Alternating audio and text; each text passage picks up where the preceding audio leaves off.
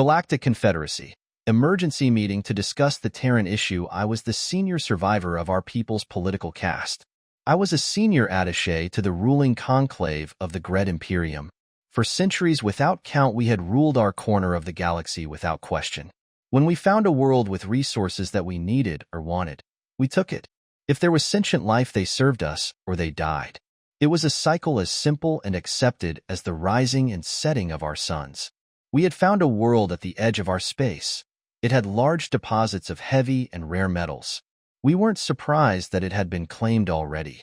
What did surprise us was that the race was unknown to the greater cosmos. This meant we could easily take the world without international harm. And so we did. It took longer than we thought, far longer than normal. The military of this planet was quite strong and large for the size of the population it represented. At first, we didn't want to destroy the infrastructure. The spaceports, buildings, roads, and mine networks would be quite valuable to us, and the locals knew it. We had captured their largest spaceport. High General Entvok was about to make the victory official when in a flash of bright white light it vanished. The Terrans had detonated a crude fusion reactor within it.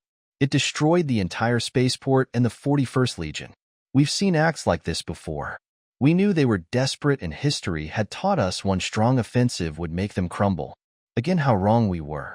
In areas we had occupied, we found where they had vandalized their own buildings with crude images of our army being vaporized. We intercepted more find images that depicted the High General finding out, as they put it. We crushed this wherever we could. We caught a group of young in the process of making a crude image. Our justice was swift as we suspended them by their feet in the center of their town. We kept them there until they died of exposure. We thought our message was clear. Again, we were wrong. This was met by what we later found out was the parents of these children running into the barracks of our troopers. They had explosive-laden vests on them which they detonated. They died, along with over 200 loyal soldiers. This was new to us. We didn't know how to handle an enemy that would commit suicide just to commit graticide. We thought luckily we had blocked all outgoing comms from this world. Whatever happened here would stay here. I don't know if they managed to sneak a signal through, or if a passing ship relayed what was happening. Had we been successful, the events of New Roanoke could have just been a colony vanishing. We did take the world, though, at the cost of over 1 million gret and the infrastructure of the entire world. It would take us many years before we could extract any of the planet's resources. Yet the ruling conclave proclaimed victory and announced the expansion of our borders. All was well, for only a few months. I was in council. My job was to research arguments for High Council Liege Tuldrag when a ship suddenly came out of FTL. They hailed our council chamber directly. On our comm screen, we saw a Terran. They addressed us in perfect higher Gretsch. This is the Terran diplomatic vessel Carrot. I am Secretary of State John Fryer.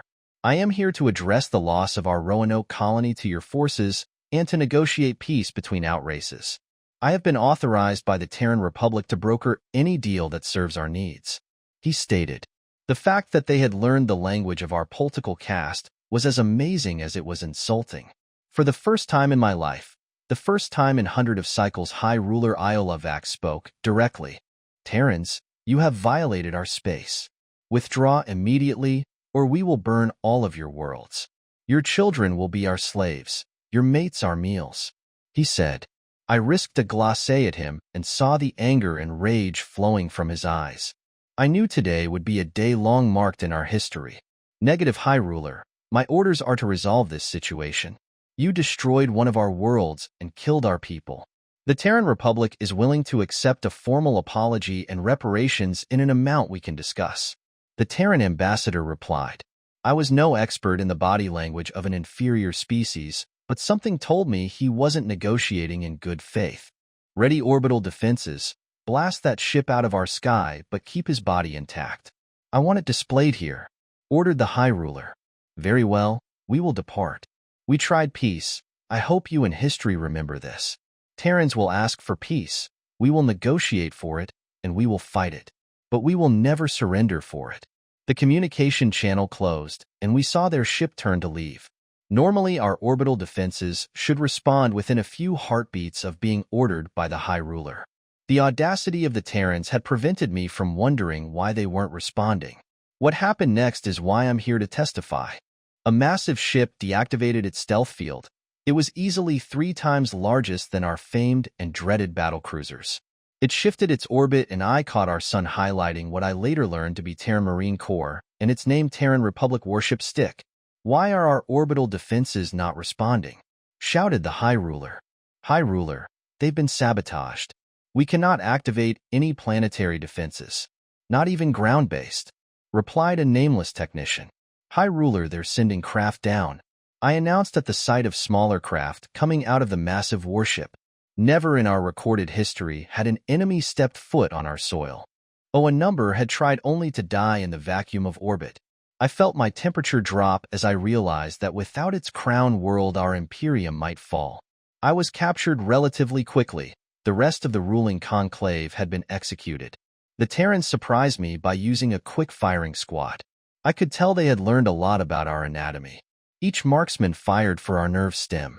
Death was instant and painless. I learned they had been studying us since the first engagement over their colony. They had stealth ships in our home system since we took their colony. They had been scanning everything. Our cultural broadcasts, military orders, our technology, and us ourselves. They knew everything about us. I had expected to be tortured, but I wasn't. I was questioned, at length and in detail. The fact that my interrogator was actually kind to me was a shock in itself. I was able to ask questions as well. I learned a lot about their history, their home world, and their race. The concept of a world war is something that still interrupts my dream cycles to this day. The fact that they had not just one but 3.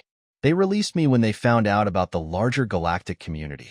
They sent me here both to express their optimism for peace, but as a warning in case. The most important thing I learned of them is this. When a Terran offers you a carrot, take it. If you don't, you will experience their stick.